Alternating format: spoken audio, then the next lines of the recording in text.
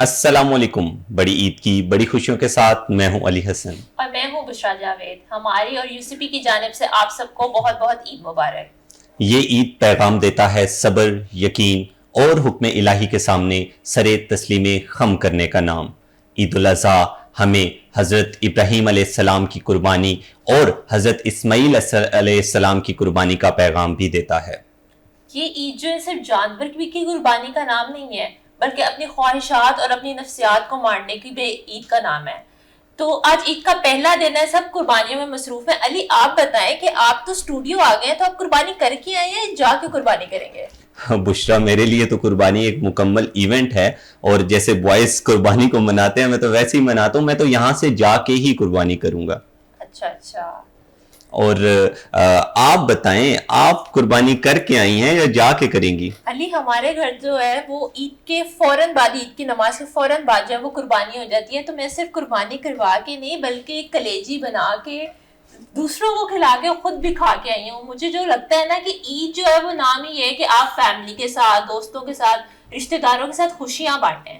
बिल्कुल, खुशियां बांटनी चाहिए। और जो आपके साथ कुलीग्स होते हैं प्रोडक्शन हाउस में या कहीं भी, उनको बारबेक्यू पार्टीज पे भी इनवाइट करना चाहिए। जी जी, बिल्कुल करना चाहिए। मुझे लगता है कि उनको ईदी भी हम लोगों को देनी चाहिए, क्योंकि लड़कियों का, मुझे लगता है बेशक बड़ी ईद हो या छोटी ईद हो, लड़कियों का हक होता है कि वो ईदी लें। बिल्कुल, ईदी देनी चाहिए। ईद की बातें तो चलती रहेंगी। आज हमारे साथ बहुत डायनामिक पर्सनालिटी मौजूद हैं यूनिवर्सिटी ऑफ सेंट्रल पंजाब से, और उनकी एक अमेजिंग पर्सनालिटी है। हम देखते हैं कि कभी स्टूडेंट्स की एक्टिविटीज़ में हमें पेश नज़र आते हैं, कभी फैकल्टीज़ की इवेंट्स में नज़र आ रहे होते हैं। जी हाँ, हमारे साथ मौजूद हैं provost university of central Punjab Mohammad Yaqub. अस्सलाम वालेकुम सर, ईद मुबारक।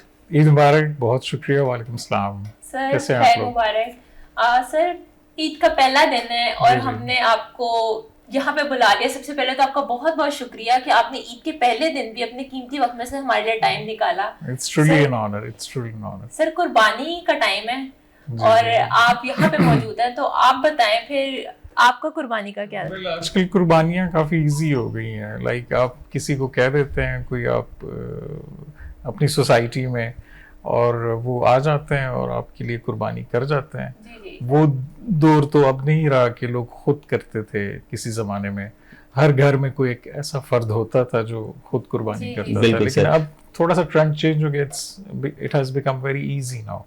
तो कुर्बानी करके आया हूँ। अच्छा सर, आप कुर्बानी करके आए हैं। तो सर, अरेंजमेंट्स के हवाले से बात की जाए या जानवर के हवाले से बात की जाए, तो आपने जानवर कब खरीदा था? मैंने अपने एक, टू बी वेरी ऑनेस्ट, एक दोस्त को कहा, बिकॉज मुझे इतनी परख नहीं है कि, क्योंकि ज़ाहिर है कुर्बानी के जानवर को देखने के लिए एक स्पेसिफिक आपकी रिक्वायरमेंट होती है, वो आपको पूरी करनी चाहिए। तो आई आस्क माय फ्रेंड, जो हमेशा मेरे साथ जो है ना वो फैसिलिटेट करता है, तो उन्होंने फिर मुझे जो भी कुर्बानी के जानवर थे वो अरेंज करके दिए। जी, सर ने बिल्कुल सही कहा कि मैं भी मंडी गई थी लास्ट कुछ दिनों में। तो वीकेंड पे तो स्पेशली इतना ज्यादा रश था मंडी में, और जानवरों के रेट्स भी बहुत ज्यादा हाई थे। तो पता नहीं चलता कि व्यापारी जो है वो ये ना कभी धोखा दे दें, कुछ इस तरह से बहुत मसले होते हैं। तो सर, पहले का जो जमाना था, लोग घरों में लाके जो है वो जानवर को पाला करते थे। तो आपको क्या लगता है कि आपका आज का तो जो दौर है, लोग मंडी में जाते हैं, लेके आ जाते हैं, तो पहले वाला वक्त ज्यादा अच्छा था कि अब जो फैसिलिटीज आ गई वो ज्यादा अच्छी हैं? दोनों टाइम्स बहुत अच्छे थे। उस दौर में आप कुर्बानी का जानवर महीना पहले ले लेते थे और फिर उसको घर में रखते थे। उसकी बाकायदा आप निगहदाश्त करते थे। आपकी जो पूरी फैमिली में बच्चे हैं ख़ास तौर से, वो उनको टेक केयर करते थे, चारा डालते थे, उनके ऊपर थोड़ी बहुत मेहंदी वगैरह लगाते थे, कुछ चीज़ें पहना देते थे, इस तरह एक्सेसराइज कर जाते थे। और उस वक्त बड़ा एक अटैचमेंट भी उस जानवर के साथ बच्चों की बन जाती थी। फिर जब वो कुर्बानी के वक्त उनके ऊपर अल्लाह अकबर और छुरी फेरी जाती तो बच्चे रोना शुरू कर देते, इमोशनल हो जाते थे। काफ़ी इमोशनल सिचुएशन बन जाती थी सर। लेकिन इस दौर में, एक तो आपने बात की कि मंडी में रश बहुत होता है। आप सिर्फ मंडी की बात करें, आप वैसे ही शहर में जाएं तो आपको ऐसा ही लगेगा कि मंडी लगी हुई है। ऐसे ही है सर, ऐसे ही। तो मैं ज़ाती तौर पर तो मुझे कोफ्त होती है, मुझे मतलब घबराहट होती है। तो बाकी लोग भी ऐसे ही हैं, रश से ज़्यादा जो है वो नाला होते हैं।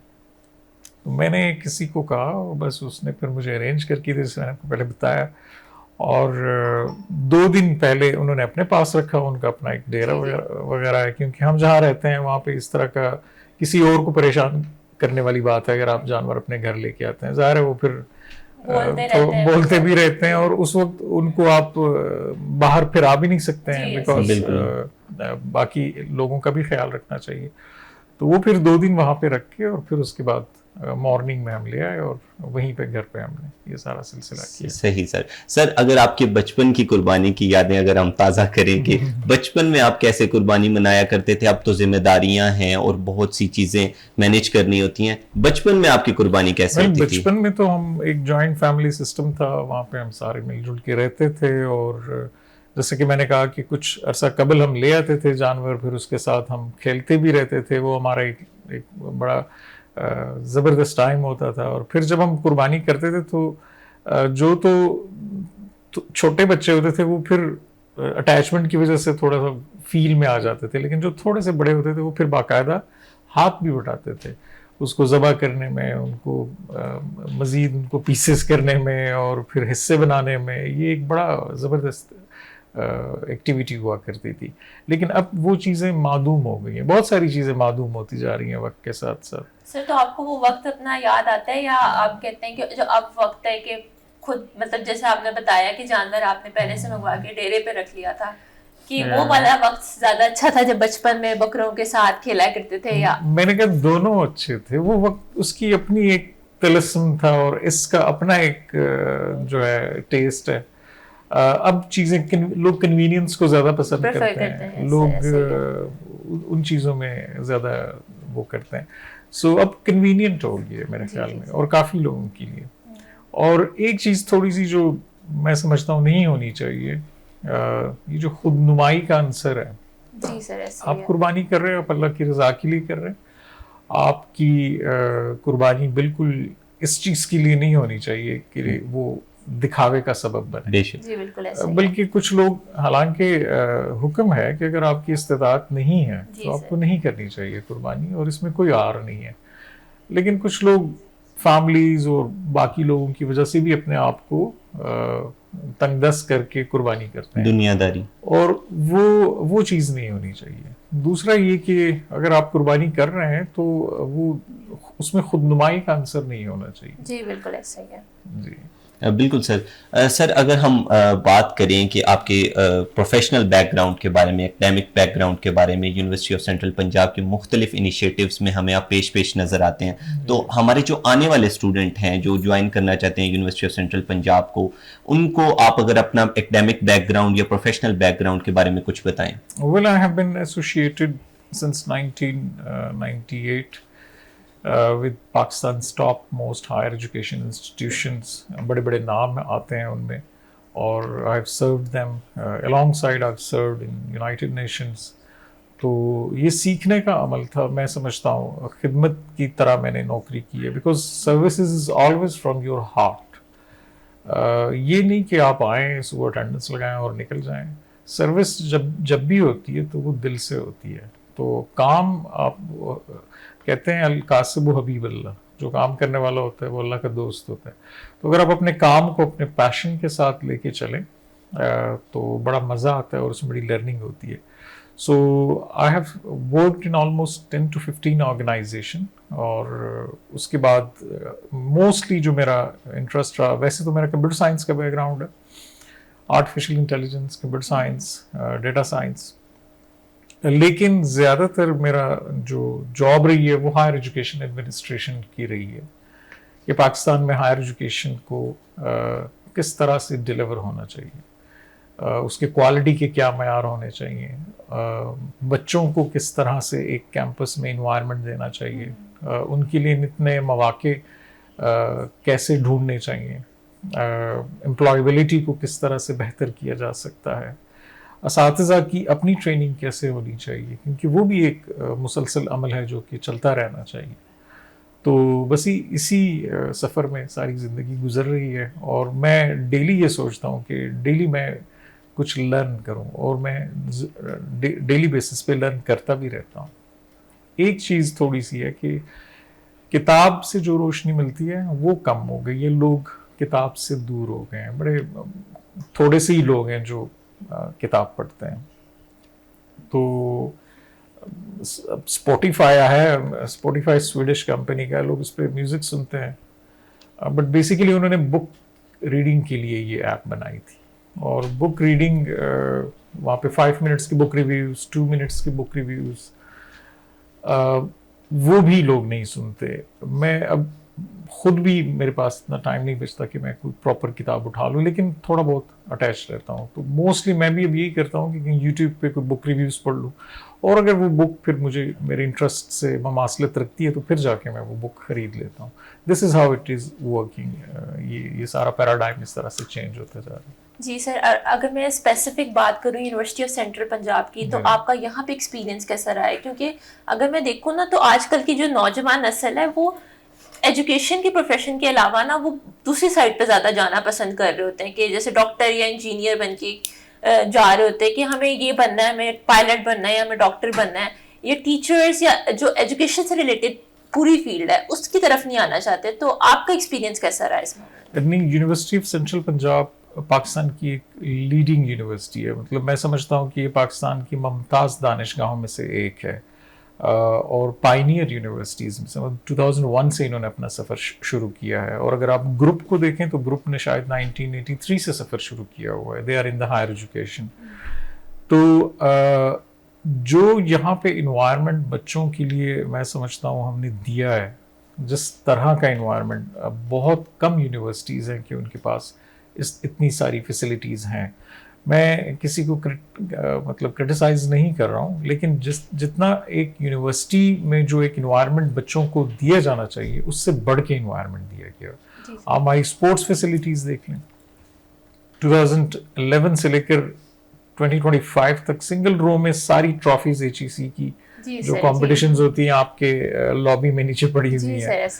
आप एंटरप्रेन्योरशिप में देख लें तो आपके मतलब इस यूनिवर्सिटी के इर्द गिर्द के एरिया में तकरीबन कोई 100-150 के करीब टेक इंडस्ट्रीज हैं, छोटे छोटे सॉफ्टवेयर हाउसेज हैं, और आपके स्टूडेंट्स और आपके एलुमनाई वहाँ पे जॉब कर रहे हैं। जी जी सर। इंटरनेशनली भी अगर आप देख लें तो हमारा एलुमनाई का जितना नेटवर्क है वो इस चीज़ की गमाज है, वो ये चीज़ एविडेंस है इस चीज़ का कि आपकी एम्प्लॉयबिलिटी कितनी बेहतर है। और मेरे ख्याल में ये तो बच्चों के लिए, मैं अक्सर रात को जब लेट जाते हैं तो 10 बजे तक भी कैंपस उतना ही भरा रहता है जितना कि सुबह के। It's like second home for them. ऐसे ही है सर, ऐसे ही है। इतनी कंफर्टेबल इन्वायरमेंट किसी और यूनिवर्सिटी में मैंने नहीं देखा। जी सर, बिल्कुल एग्जैक्टली सर। जैसे कि ईद प्रोग्राम है, और with a very lighter note अगर मैं आपसे पूछना चाहूँ कि बचपन में हर इंसान का एक ख्वाब होता है कि मैं बड़े होकर ये बनूंगा, मैं बड़े होकर ये बनूंगा, तो हमें आपकी पर्सनालिटी से बीइंग अ मीडिया स्टूडेंट ये लुक्स आती हैं कि सर शायद किसी फिल्म में बीइंग अ हीरो काम कर रहे हैं, या किसी कॉर्पोरेट सेक्टर में हमें नजर आ रहे हैं, या किसी यूनाइटेड नेशंस के बड़े मिशंस पे ऑन कैमरा हमें नजर आ रहे हैं। तो सर आप बचपन में क्या सोचते थे कि बड़े होकर क्या बनेंगे? ये जो बचपन से बातें सुनती है ना, बचपन में मुख्तलिफ लोग बातें करते हैं। मैं एक जगह बैठा हुआ था मेरे वालिद साहब के साथ, मेरे बाकी 2 भाई भी बैठे हुए थे, छोटे थे मेरे से, और ये बड़ी मज़े की बात है। तो हमारे एक दोस्त थे मेरे अब्बू के, तो उन्होंने मेरे बाकी दोनों भाइयों से पूछा कि आप बड़े होके क्या बनेंगे? किसी ने कहा पायलट बनूंगा, किसी ने डॉक्टर। मैंने जब कुछ बोलना शुरू किया तो मेरे अब्बू ने मेरे पे हाथ रखा, कहते नहीं इसने कुछ नहीं बनना, इसने मेरे साथ ही रहना।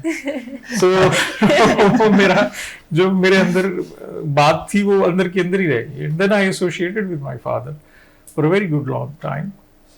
ये तो वज़राए तफन्नुन मैंने बात की, लेकिन द थिंग इज के बचपन में मुख्तलिफ फेजेस आते हैं। मैं किताबें बहुत पढ़ता था, स्टोरीज, नावल, और फिर इस तरह डेवलपमेंट ऑफ आइडियाज से करते करते तो कभी कुछ बनना चाह रहा होता था, कभी कुछ, लेकिन जो आप बनना चाहते हैं सम टाइम वो नहीं होता। जो अल्लाह ताला आपके लिए बेहतर सजेस्ट करता है वो ना वही होता है। सो मैं जो भी हूँ अल्लाह के फजल व करम से, या जिस भी शोबे में हूँ, जो भी काम कर रहा हूँ, मैंने उसमें अपनी एडॉप्टेबिलिटी रखी हुई है कि मुझे यही करना है, और शायद मैं इसी काम के लिए ही तैयार होता आ रहा था इतनी सारी लाइफ में। तो मेरी ज़्यादातर जो ज़ाती तौर पर ख्वाहिश थी वो, चूँकि बुक्स बहुत पढ़ता हूँ, शौक़ से पढ़ता हूँ, लिखने का कभी वो नहीं हुआ कि मैं कोई किताब लिखूँ, लेकिन टीचिंग थी, teaching was my passion and I have been teaching for like very good long 15 years. लेकिन साथ साथ में एडमिनिस्ट्रेटिव जॉब में शायद मेरी परफॉर्मेंस ज़्यादा बेहतर आती थी, मेरे जो भी मेरे साथ मेरे बॉस थे, तो मेरा ज़्यादातर झुकाव एडमिनिस्ट्रेशन की तरफ रहा। सर ने बहुत मजेदार अपना बचपन का जो वाकया सुनाया, तो सर इसी बात से मैं आपसे पूछूंगी कि यूसीपी में जैसे कि हमने देखा है कि आप हर इवेंट में बहुत पेश नजर आते हैं, तो यूसीपी के किसी इवेंट में कोई ऐसा वाकया जो आप अभी तक नहीं भूल सके, कोई ऐसा मजेदार वाकया? ऐसा अभी तख्लीक के बच्चों को देख के, जो तख्लीक में हमारे बच्चे काम कर रहे हैं, जो अभी आउट ऑफ थिन एयर हुआ है, और वहाँ पे जो आइडियाज थे, मैं आई वॉज अमेज्ड कि मतलब किस तरह खूबसूरत तरीके से इन बच्चों का जहन काम कर रहा है और कितने अच्छे तरीके से ये लोग इंटरेस्ट ले रहे हैं। तो that was really astonishing moment for me. तो इसीलिए अब हमने उसका दूसरा साइकिल रखा, फिर अब एक और हम आउट ऑफ थिन एयर कर रहे हैं। और बेसिकली मैं समझता हूँ कि हमें ज़्यादा रिसर्च पेपर्स के ऊपर टाइम नहीं वेस्ट करना चाहिए, ना उससे मुल्क को कोई फ़ायदा मुझे तो नज़र आया, ना इंडिविजुअली उस राइटर को, जो रिसर्च पेपर रिसर्चर को कोई फ़ायदा हुआ। और मेरे ख्याल में एक्सपीरियंशनल लर्निंग को ज़्यादा फोकस करना चाहिए कि आप अब हमारे आप देख लें कॉफेक्स सेंटर है हमारे फूड साइंसेस के और साइंसेस के बच्चे, कोई जैम बना रहा है, पढ़ भी रहा है क्लासरूम में, वही चीज इम्प्लीमेंट भी कर रहा है, जो चीज वहां पे आप पढ़ रहे हैं वही चीज आप यहाँ पे प्रैक्टिकली लैब में प्रोड्यूस कर रहे हैं।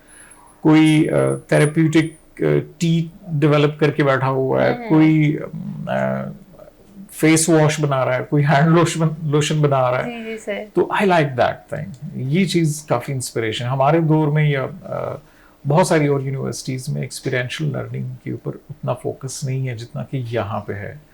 And I must give the credit to the prorector doctor Hamad, he is been very interested, बड़ा उसको फॉलो अप कर रहे हैं कि एक्सपीरियंशियल लर्निंग को हमें ज़्यादा फ़रोग़ देना चाहिए ताकि बच्चों के पास हैंड्स ऑन स्किल हो। बिल्कुल, प्रैक्टिकल स्टडीज़ ही हमें रिलेट करके दिखाती हैं कि अच्छा ग्राउंड पे ये चल रहा है और बुक्स में हम ये पढ़ रहे हैं या हम अपने लेक्चर्स में ये सुन रहे हैं, तो आई थिंक सो कि हम वो ज़्यादा बेहतर अंडरस्टैंड कर पाते हैं जब हम प्रैक्टिकल चीज़ों को साथ साथ लेके चल रहे होते हैं। सर, ईद है, छोटी सी गेम आपसे खेलना चाहेंगे, तो आपने चूज कर रहे हैं अपने, मतलब आपको जो पसंद है, ईद पे बकरा या गाय? बकरा, आई वुड लाइक कि बकरा सही है। और शायद बड़ी ईद के छोटी ईद? छोटी ईद कम हैसल होता है, इजी होती है, कन्वीनियंस अगेन कन्वीनियंट है। सर, ईद के दूसरे दिन दोस्तों के साथ या फैमिली के साथ? नहीं, फैमिली के साथ। और शायद आप क्या प्रेफर करते हैं, मतलब कलेजी या निहारी पाए वगैरह? मैं इतना ज़्यादा कोई इंटरेस्ट रखता नहीं हूँ, लेकिन इमाम अबू हनीफा कहते हैं कि नहाया धोया करो जुमे वाले दिन। जी जी सर। सफ़ेद शलवार कमीज पहने, साफ सुथरी शलवार कमीज पहने, और बकरे का गोश्त खाया करो। तो बकरे का गोश्त कोई भी मिल जाए तो इट्स फाइन। सर, ईद के दिन सोना पसंद करते हैं या बाहर जाके घूमना फिरना पसंद करते हैं? नहीं, सोना तो बिल्कुल भी नहीं। सोना बहुत है हमारी जिंदगियों में, मेरे ख्याल में इस चीज को हमें अवॉइड करना चाहिए। घूमना फिरना चाहिए, लोगों को टच करना चाहिए, बुजुर्गों को खासकर, अपने भाइयों और बहनों को जो आपके ब्लड हैं उनको मिलना चाहिए, चाहे वो जितने भी दूर दराज। तो कुछ तो रिश्ता रहे जमीन के साथ, छोड़ दे फोन मार डालेगी, इतनी वाबस्तगी मशीन के साथ, तो मिलना जुलना चाहिए। बिल्कुल, खुशियां बांटने का नाम है, और गपशप होनी चाहिए, गैदरिंग्स होनी चाहिए। और सर, टूर पे जाना पसंद करते हैं या नहीं ईद की छुट्टियों में? टूर अगर तो किसी फैमिली मेंबर को आप मिलने जा रहे हैं तो ठीक है, अदरवाइज तो टूर पे अगर आप जाएंगे भी तो कहाँ जाएंगे, गलियात भी जाएंगे तो वहाँ पे भी आपको कुछ नहीं मिलने वाला। सही बात। बाहर सिटी में जाएंगे तो सब कुछ क्लोज होता है। तो मेरे ख्याल में ये दिन फिक्स ही इसी चीज़ के लिए है कि अपने आप कब्रिस्तान जाया करें, वहाँ पे हाजिरी दे दिया करें, क्योंकि यही वो दिन होते हैं जहाँ पे आप थोड़ा सा रिफ्लेक्ट करते हैं अपने गुमगश्ता यादों पे। तो अपने फैमिली को मिलना चाहिए, जो हयात हैं उन लोगों को मिलना चाहिए, बुजुर्गों को खासकर आपको बहुत वैल्यू देना चाहिए। और माँ बाप के पास आप बैठेंगे तो समझे यही हज है, यही उम्र है आपका। ऐसा ही है सर, यही ऐसा ही है best है। सर। जैसे कि आपने कहा कि आपको छोटी ईद ज़्यादा पसंद है, तो आप ईद पे जो नमाज के बाद मीठा खाना क्या पसंद करते हैं, खीर, शीर खुरमा या? वेल जो एक ट्रेडिशनल चीज है ना, जो बचपन से हमारी टेस्ट डेवलप हुई, बस वहीयों के साथ ही है। उसकी जगह आप कुछ और ले आए तो मजा नहीं आएगा। सो वो आपका माइंड जो है ना वो उसी तरह से ही चलता है। वो ईद मॉर्निंग एसोसिएटेड है सवियों से, तो वो वही होना चाहिए। बिल्कुल ऐसे ही है सर। इस हवाले से हमें बताइएगा कि सवियां आपको ईद पे ही पसंद है या वैसे भी खाना? रूटीन में भी ले लेता हूँ। अच्छा, स्वीट मतलब मैं ले लेता हूँ, बहुत शौक से लेता हूँ। और सर कोई ऑडियंस को हमारे ईद से रिलेटेड आप पैगाम देना चाहेंगे? मेरे ख्याल में यही मेरा पैगाम था कि आपको ईद के दिन ज्यादा एक्सपेडिशंस में नहीं जाना चाहिए कि चलो ईद है हम कहीं टूर कर ले। रिफ्लेक्ट करें, अपने माँ बाप को टाइम दें, उनसे मिलें। अगर कोई दूर दराज आपके रिश्तेदार हैं उनको जाके मिलें, उनको टच बेस करें। और अपने जो आपके रिश्तेदार गुजर गए हैं रिसेंटली या इन द पास्ट, उनको जाके कब्रिस्तान में विजिट करें मेरे ख्याल में। और दूसरा ये कि अपने इर्द गिर्द अगर आप रह रहे हैं तो उसकी सफाई का भरपूर ख्याल रखें जी, ऐसे कि आपकी वजह से किसी और को तकलीफ ना हो। आपने फर्ज करे अगर कोई कुर्बानी की और आपने सारा सामान किसी गेट के बाहर रख दिया, उससे कोई स्मेल आ रही है, तो वो परेशानी नहीं होनी चाहिए। असल चीज़ तो ये है, ईद हमें यही मैसेज देती है। तज़किया नफ्स करें, लोगों का ख्याल करें, हकूक़ुल इबाद, तो ये चीज़ें इंपॉर्टेंट है। बेशक सर, ईद हमें मोहब्बत का पैगाम देती है, ईद हमें दूसरों के एहसास का पैगाम देती है, और ईद हमें खुशियाँ बांटने का पैगाम देती है। सर आपका बहुत शुक्रिया, आपने यूसीपी टीवी को अपना कीमती वक्त दिया। इसी के साथ हम चलते हैं अपने नेक्स्ट सेगमेंट के लिए, एक लेते हैं छोटा सा ब्रेक। देखते रहिए यूसीपी टीवी।